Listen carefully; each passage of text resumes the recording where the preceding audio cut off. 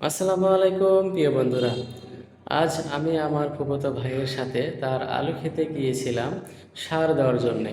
কিন্তু এই সারগুলো অনেক দেরি করে আসার কারণে আমাদের দুপুর হয়ে যায়। তো ভাইয়া সবগুলো বস্তা এক এক করে ঢালা শুরু করে। ঢালতে ঢালতে সবগুলো বস্তা ঢালা শেষ হয়ে যায়। আর এই কাজটা আমাদের আসরের আগেই করতে হবে। তো কী করার, দুপুরে না খেয়েই কাজটা শুরু করলাম।